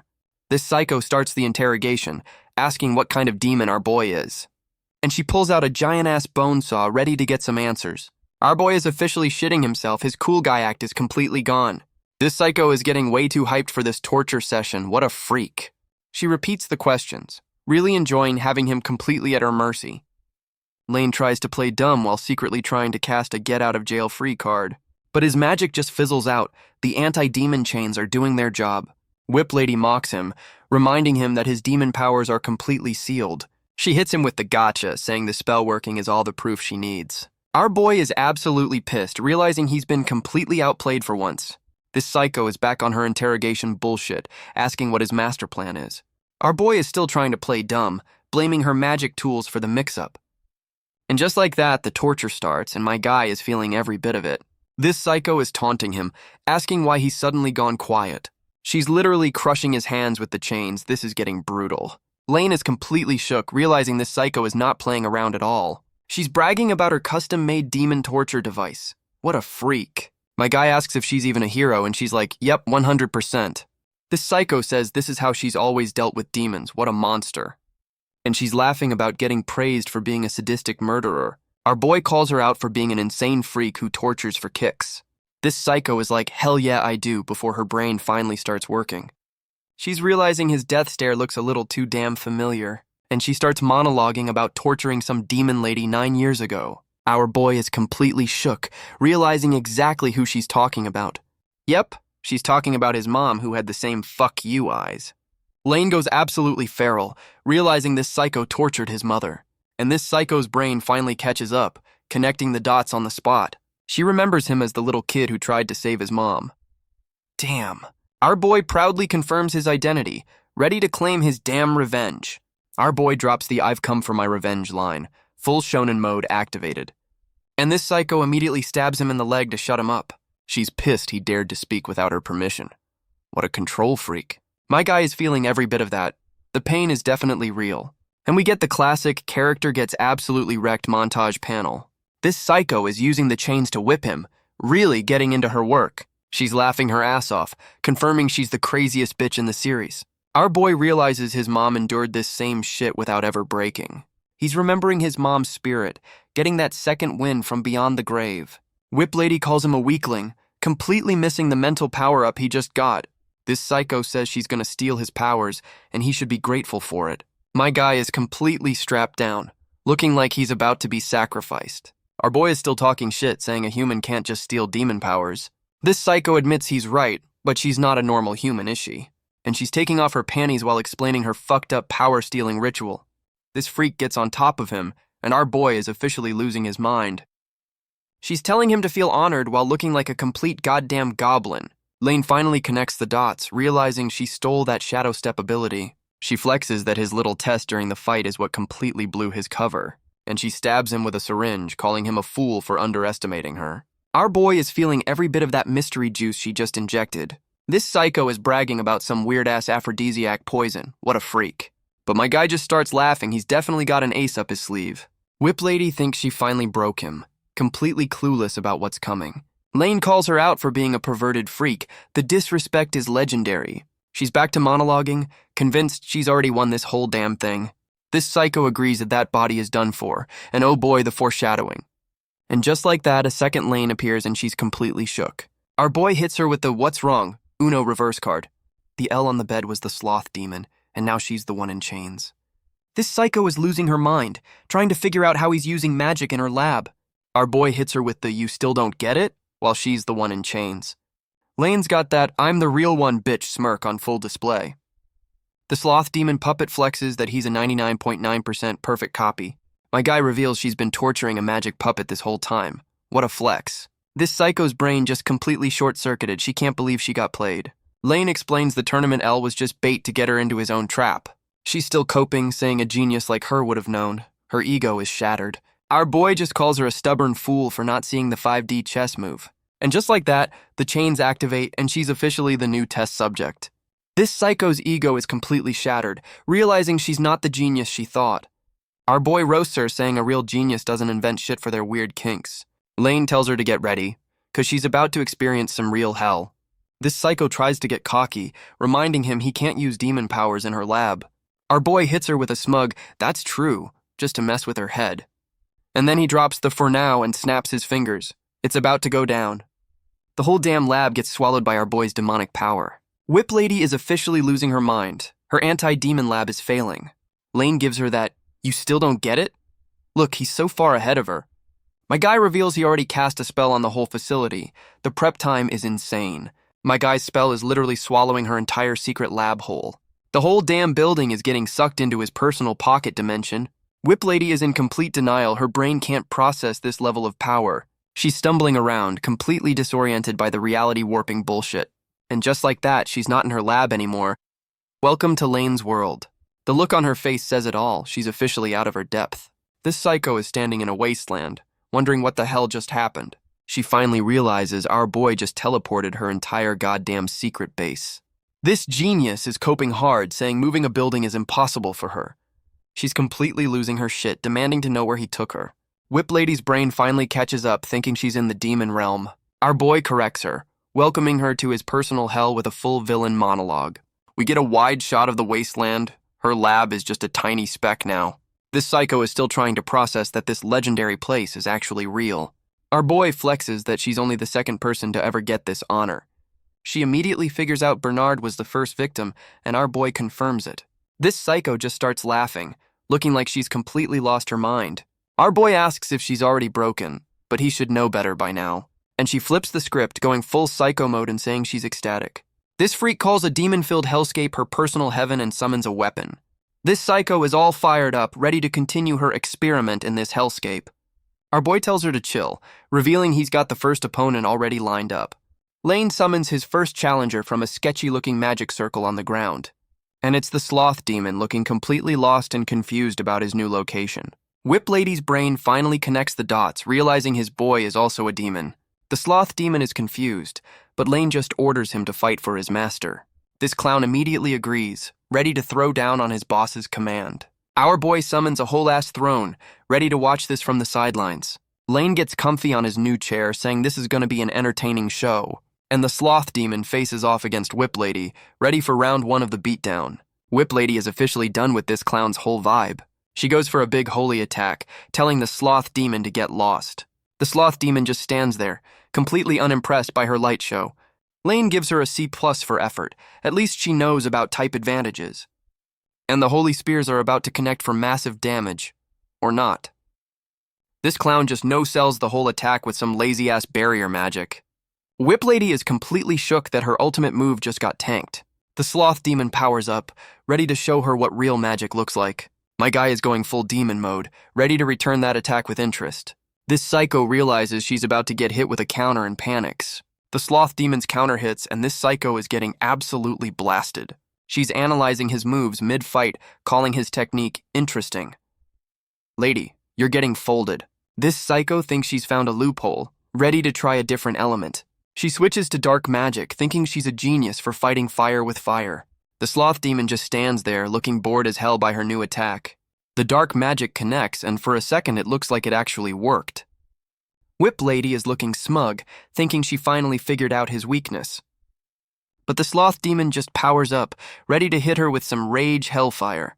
Her ego is off the charts, calling his counterattack a foolish move. This psycho pulls out an ultimate reflection spell, trying to Uno reverse his attack. The sloth demon is just staring, completely no-selling her ultimate reflection spell, and her own reflected attack is coming right back at her. That plan backfired hard. This psycho is monologuing like she's won, completely unaware she just played herself. Lane gives her props for being a great sage, even if she's a complete psycho.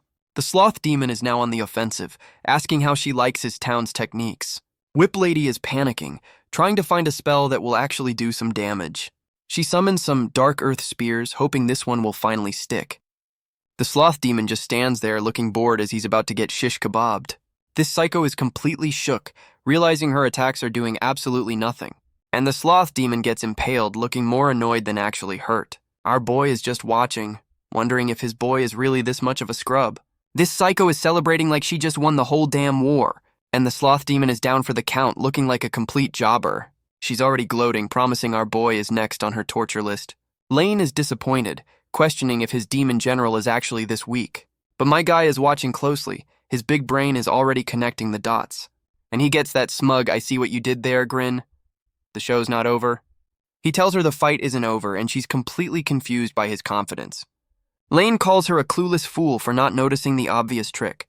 This psycho turns around, finally realizing the body on the ground is fading away, and the sloth demon pops up behind her like a damn jump scare. This psycho is losing her mind, finally realizing she got played by an illusion. Our boy roasts her, saying the fake was so good even he was fooled.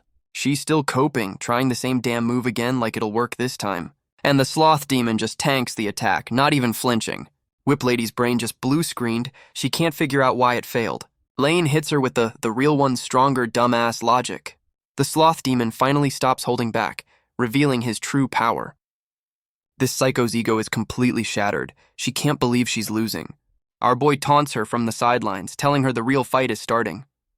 The sloth demon unleashes a massive dark magic attack, ready to end this. This psycho tries her ultimate reflection again, because it worked so well last time. And she's completely shook that his attack is just powering through her shield. She's panicking, trying to stack another ultimate spell on top of her failing one. This psycho is straining hard, realizing she's completely out of her league. And she gets absolutely cooked, screaming as the dark magic hits her. She's getting completely vaporized by the sloth demon's full power attack. The attack leaves a smoking crater, looking like a definite one-shot kill. Our boy is clapping, calling her screams a magnificent sound. The payback is real. But this psycho is still standing, looking completely wrecked but somehow alive. This psycho is completely shook, wondering why she's not a pile of ash right now. Our boy explains his pocket dimension has a respawn mechanic tied to her spirit. Her brain finally catches up, realizing she's basically immortal as long as she's stubborn. And just like that, she's back on her bullshit, powering up for another round. She's on a full-blown ego trip, calling herself invincible in this new playground. This psycho is ready to turn our boy and his demon into a damn barbecue. Lane is officially bored, telling his boy Belphegor to stop playing with his food. The sloth demon finally unleashes his true form, and it's a whole damn light show. Whip Lady is officially shitting herself. Her invincible act lasted 5 seconds. Our boy drops the lore that she's about to fight this clown's final boss form. This psycho is coping hard, saying a bigger form doesn't mean anything. And the narrator immediately hits her with the, "he's 10 times stronger" fact check. Whip Lady's brain is officially short-circuiting from the sheer power difference. Our boy gives the "finish her" command from his villain throne. The sloth demon charges down looking like a damn freight train. This psycho's ego is back, calling it a bluff because she's a great sage. She's going all in, promising to erase him with her ultimate magic. And she unleashes a massive die beam, putting everything into this one shot. The sloth demon just face tanks her ultimate attack like it's a light breeze. My guy Belphegor looks completely unimpressed, his eyes glowing with power. This psycho is completely shook. Her strongest magic just got no-sold. And the sloth demon hits her with the "my turn," ready to end this. She's getting absolutely cooked by his counter, screaming like a scrub. Whip Lady is barely standing, her ego officially shattered into a million pieces. She's on her knees, completely broken, and our boy is ready for the lecture. Lane reminds her that in his world, her body is just a respawning punching bag. My guy is straight up taunting her, telling her to keep trying to win. And she finally admits it. She can't beat this absolute unit of a demon. This psycho is having a full mental breakdown about the endless cycle of death. Our boy hits her with the ultimate flex, saying he did this 1,000 times at age 10. This psycho's brain can't even process his childhood trauma training arc. And now she's trying to bargain, offering up everything including her body. Down bad. She's even ready to snitch on the other heroes to save her own ass. Our boy just hits her with a villainous laugh. He's not buying that shit. Lane says he doesn't want spoilers because it would make his revenge game boring. My guy monologues that this whole elaborate revenge plot is just a game to him. He's screaming about it being a game, and he's officially the bigger psycho here. Whip Lady finally realizes she's not the craziest one in the room anymore, and she immediately chooses flight over fight, trying to book it out of there. Our boy calls her out by name, telling her to run if she wants. He's enjoying this. This psycho is completely losing it. Her brain can't handle what's coming next. And our boy summons a whole-ass army of her failed science experiments. She's surrounded by her own victims, and the karma is hitting hard. Yep, she recognizes them. All the demons she tortured are back for payback.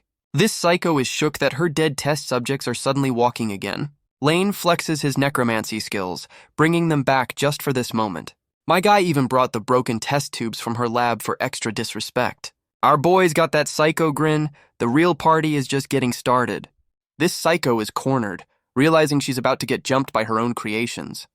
Lane hits her with the puppet master pose, ready to sick the zombies on her. Our boy is about to drop the patch notes for this new revenge game.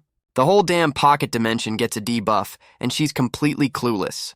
Lane hits her with the rules. Survive 2 days of tag and you win. What a troll.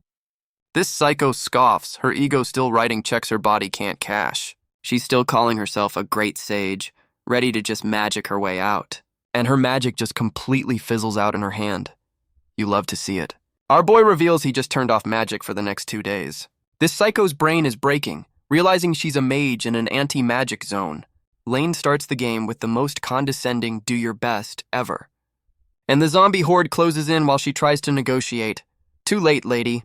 This psycho is officially regretting all her life choices as the horde closes in. She's screaming her head off. The great sage persona is officially dead. And just like that, she gets absolutely shredded by her own creations. But she respawns looking like she just saw the devil himself. This psycho is having a full-blown panic attack. The trauma is setting in. She's back to running for her life, trying to escape the inevitable round 2. The zombie horde is just shambling along, ready for another go at her. Her spirit is officially breaking, admitting this is worse than actual death. And the horde catches up, ready to rinse and repeat the beatdown. She's begging for death while our boy just watches, completely unbothered.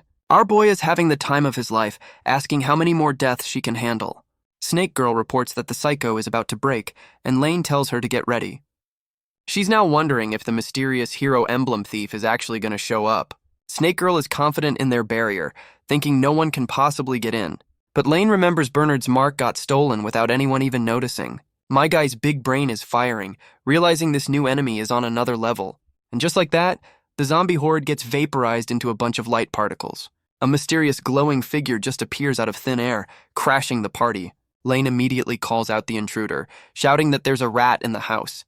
And he's already on the attack, trying to lock them down with a dark bind spell. But his dark magic bind is getting completely no-sold by the intruder. My guy is calling out the rat, demanding he show himself. Lane's got that psycho grin, ready to force this new guy out of hiding. And the intruder just casually unwraps himself like it's a damn blanket. The party crasher is some pretty boy in a full-on Pope outfit. This new guy's got a smug look that just screams, "I'm the new problem." Our boy asks if he's with the hero, trying to get a read on him. Pretty boy is actually offended to be compared to a lowly hero. The ego on this one. Snake Girl is losing her mind, realizing Lane's magic just got swatted away. Lane is officially shook, wondering who this clown is that can just ignore his power. Pretty boy introduces himself as Darks, saying he's just here to meet Lane. The whole crew is just standing there while the zombie horde is going feral. Lane is not having it, telling this clown to cut the crap immediately. Darks gets offended again and casually unleashes a holy nuke just to flex. The zombie horde is about to get absolutely deleted from existence. And just like that, the whole damn army gets vaporized in one shot. The battlefield is completely cleared. This guy's power is no damn joke. Lane's big brain is working, deciding to play dumb to get some intel. Our boy is demanding answers, asking who the hell this new guy is. And Darks just repeats himself, saying he's here for Lane. What a troll. Pretty boy calls our guy an irregular, like he's some kind of glitch in the system. Lane is completely lost, asking for this clown's whole life story. This new guy's ego is massive, claiming he's way above the hero pay grade, and he drops the title Apostle, looking way too proud of himself. Lane and the Sloth Demon are officially shook. That name clearly means business. Our boy asks his demon general for the cliff notes on this new enemy type. The Sloth Demon is looking absolutely terrified for the first time ever. He confirms apostles are a major threat to the top-tier demon lords. The Sloth Demon is powering up, ready to go full kill mode on this intruder, and he declares that apostles are on the demon's official kill-on-sight list. Our boy is trying to stop his own general, realizing he's about to go too hard.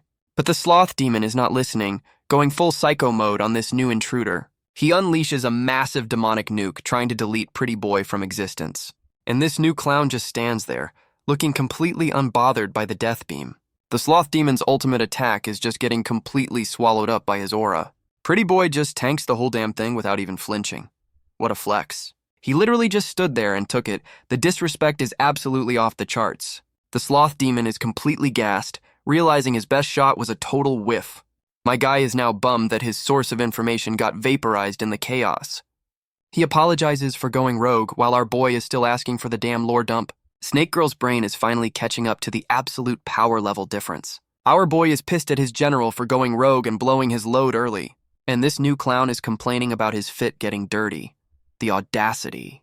Pretty Boy hits them with a smug smile, completely unfazed by the nuke. Lane is officially shook, realizing this guy just no-sold a barrier-piercing attack. Snake Girl rushes in to back up her man, finally joining the party. She's asking what the hell just happened, completely out of the loop. Pretty Boy recognizes 2 of the 7 demon lords. He's done his homework. And this clown decides he's just gonna dip after that massive flex. But he immediately gets one tapped and knocked the hell out. What a twist. Pretty Boy is back up, smiling like he just got a paper cut. He tries to dip, but someone off-screen tells him to hold the hell up. And it's our boy Lane, asking where the hell he thinks he's going.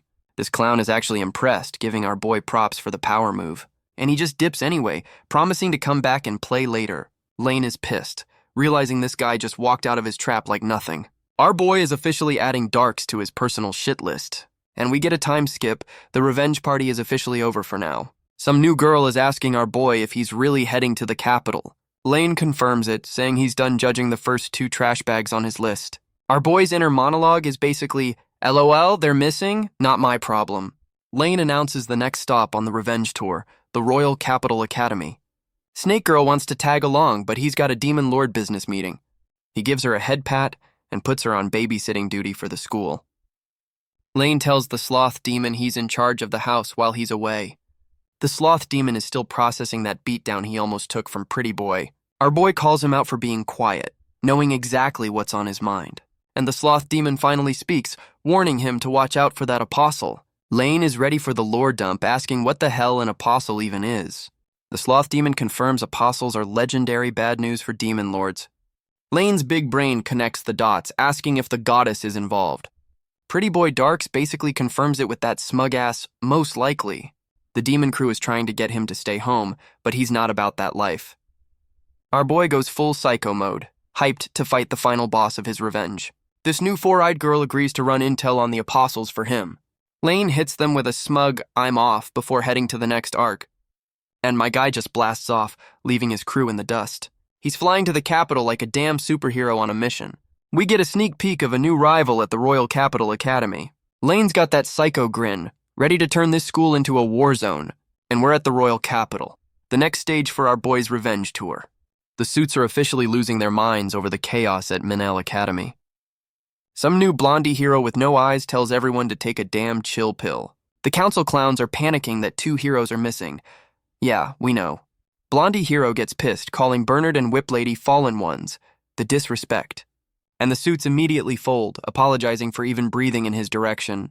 He shuts down the meeting, ordering a secret investigation to hide the L. Blondie hero is back at his desk and spots a letter just sitting there. His boy tells him a special transfer student is coming from Manhwa Academy. Blondie hero is looking suspicious, a transfer from the disaster zone? Oh boy. Blondie hero is already suspicious, his gut telling him our boy is bad news. Meanwhile, Lane is flying to the capital like a damn human cannonball. My guy is looking way too excited to start some shit at a new school. He decides to land and act normal, can't have witnesses to his superhero travel. Our boy touches down, ready to make his grand non-flying entrance.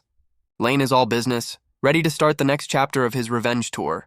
And he's immediately greeted by some new white-haired demon named Barze. This new guy looks like a punk rock demon, here to be the official welcome party. Lane's got another demon on the payroll, asking if he's been keeping a low profile. And this new clown is just hyped about human food. A true glutton demon. This new clown introduces himself as Hulk, the gluttony demon. What a name. Our boy is already putting this new demon to work. He's got no time for intros. And they're off, running to the capital like a couple of shonen protagonists. Lane's spidey senses are tingling. He's already found a side quest. My guy stops dead in his tracks. He definitely heard some shit go down. Gluttony demon asks what's up, and Lane confirms there's a fight nearby. Our boy is immediately interested, telling his new minion to follow him to the action. And they find some low-level bandits trashing a merchant's wagon. Classic RPG stuff. Gluttony demon is disappointed there's no food. This guy has his priorities straight. And we get a shot of some new blondie night girl holding her own in the fight. Our boy's big brain is already firing, noticing something's off with this new girl. Blondie night girl is struggling against some random bandit looking completely shook. She barely blocks the hit, looking like she's about to fold under pressure. Lane's already figured it out. She's holding back for some dumbass reason. And my guy gets that psycho grin. This just became his new favorite show. The bandits are gassing themselves up, thinking numbers will actually help them here.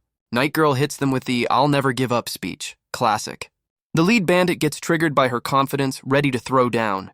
This clown is getting way too angry over a simple side quest fight. And we get a weird-ass trauma flashback. Something is definitely wrong with her. Blondie night girl is completely losing her shit, looking like she's about to faint. The lead bandit is confused, wondering why she suddenly sucks at fighting. And these geniuses figure out she's been using the blunt side of her sword. The lead bandit goes for the kill shot, thinking he's got this in the bag. She gets rocked, looking like she's about to get folded by some random scrub. The whole bandit crew surrounds her, getting real creepy real fast. These clowns are laughing their asses off, enjoying the show a little too much. She's officially cornered and screaming for a hero to show up. And our boy Lane drops in from the sky, using a bandit as a damn landing pad. Blondie night girl is completely shook, wondering who the hell just saved her. Lane is standing on the bandit's back, the ultimate power move. The rest of the bandit crew is losing their minds over this random kid. Blondie night girl is just as confused, asking who the hell he is. Our boy hits her with that mysterious protagonist stare, and it's super effective. And just like that, she's blushing. The simping has officially begun. Lane immediately calls her out for holding back against these random scrubs.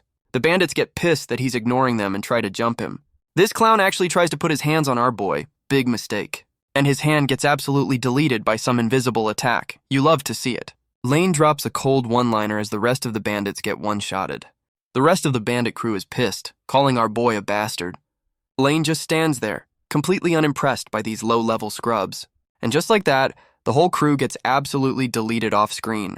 Our boy lectures their dead bodies about the power difference. What a psycho. Blondie Night Girl is shook, asking why he had to kill them all. Lane hits her with the crime is a capital offense logic. No chill. And just like that, her crush is gone, replaced by what a psycho. Our boy is already bored and dips while she's still asking for his name. We get a nice establishing shot of the Royal Capital at sunrise. And there it is, the Royal Capital Academy, the next stop on the Revenge tour. Our boy introduces himself to the class, putting on his best I'm not a psycho face. And Blondie Night Girl is shook, realizing the murderer from yesterday is her new classmate. The teacher introduces our boy as the special transfer from the now-defunct Meniel Academy, and of course he assigns Blondie Night Girl, now named Emily, to be his personal tour guide. Lane recognizes her too, calling her the weird girl from the bandit incident. She's still processing how she's supposed to hang out with a casual murderer. Our boy is already tired of this shit, wondering how this whole school arc will play out. The teacher dips, leaving the psycho and his new babysitter to get acquainted. Lane turns on the charm, hitting her with a friendly smile like he didn't just delete a dozen guys. But she's not buying it, immediately calling out his fake-ass nice guy act in her head. Our boy hits her with the people are complicated excuse for being a psycho. Blondie Night Girl is still trying to figure him out, asking if he's a candidate. And some new bitch just blasts her with dark magic out of nowhere. A new redhead bully is yelling at her for getting in the way. This new psycho calls her trash with the fakest apology I've ever seen. Blondie Night Girl is on the verge of tears, asking what her deal is. Our boy is just watching from the sidelines, probably enjoying the drama. Lane's already sizing up the new bully, recognizing she's got some power. Redhead bully finally notices our boy staring her down. She calls him out as the transfer, and he introduces himself. It's on. Redhead bully tries to recruit our boy, saying he's got a nice face. Lane hits her with the I'll think about it, playing it cool for now. She tells him not to hang with the failure as she walks off with her crew. Blondie Night Girl is on the floor, completely shattered by that comment. Our boy just watches the bully squad dip, leaving the girl in the dust. Lane's already got his thinking face on, probably planning his next move. And we're back in Lane's room after school. Time for some real work. The gluttony demon drops a mountain of intel on the local hero. Lane gives him props while Hulk preaches his work hard, eat well gospel.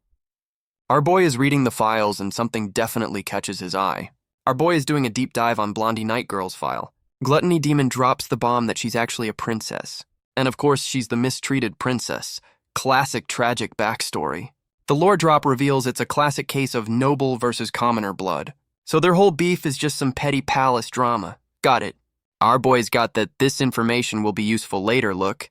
Gluttony demon points out that sending royalty to die is a weird move. Lane explains they'd sacrifice their own kid for good PR. Cold. The demon is officially confused by how fucked up human politics are. Our boy gets back on track, reminding everyone the main quest is still revenge. The next day at the academy, time for some school drama. Our boy is already styling on these scrubs in combat practice. He catches the sword mid-air, looking like a total badass. The whole class is simping over the new transfer student's skills. Lane hits them with the fake humble act, saying it was just luck. But in his head, he's calling them all low-level trash. Classic. Our boy is already bored, looking for the next opponent. And of course, it's Blondie Night Girl's turn to fight. She goes on the attack, looking like she's actually trying this time, and she hits him with the flat of the blade again. Girl, what are you doing? Our boy's analyzing her, admitting she's got talent, but something's way off. Her opponent is getting his hand rocked, so she's not completely pulling her punches. Blondie Night Girl goes for the finishing blow, looking like she means it, and she immediately panics. Looks like she actually drew blood this time. Yep, she cut the guy and her brain just completely short-circuited. The sight of blood is definitely her trauma trigger. You hate to see it. She's having a full-blown panic attack mid-fight, completely frozen. Her opponent sees the massive opening while she's busy having a breakdown, and he immediately disarms her. She's officially folded under pressure. Lane's already diagnosed her, calling her a failure who can't be a hero. The peanut gallery is already roasting Blondie Night Girl for folding again. She's having a full-on existential crisis, wondering why she's so useless. Our boy is just watching from the sidelines, taking in the whole sad scene. Lane's spidey senses tingle. He knows a new challenger has appeared. The whole class starts freaking out because some holy knight just showed up. Lane's big brain is already connecting the dots. He knows who this is. And in walks the new rival blondie hero making a grand-ass entrance. This guy's got the I'm the real protagonist face down to a science. Our boy identifies him as the third hero, the Holy Knight Sieghart. Yep, that's the final trash bag from his intel report. The next target is here. The whole class is simping hard for the new blondie hero, Sieghart. He hits them with the I'll teach you all line, playing the perfect teacher. And the crowd goes wild. This guy's got the whole school wrapped around his finger. Redhead bully from before is trying to get his attention, acting all innocent. Blondie hero lays on the charm, saying he remembers a talented student like her. And she's completely eating it up, blushing like crazy. The simping is strong. Our boy is just watching, noting how popular this new trash bag is. But Lane's big brain knows it's all a front. He sees the real psycho underneath. And blondie hero finally spots our boy standing out from the crowd. Lane's just standing there, glowing with main character energy. The stare down begins. Blondie hero walks up to our boy asking who the hell he is. This clown hits him with the new face line, acting all friendly and shit.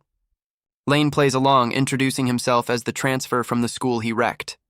Blondie hero's face says it all, he's already connecting the dots. And he goes straight for the jugular, asking about the two heroes Lane disappeared. Our boy puts on his best oh shit face, the acting is incredible. He starts spinning a tale about them just being missing. Yeah, right. Lane finishes his lie with a full-on for world peace speech. What a troll.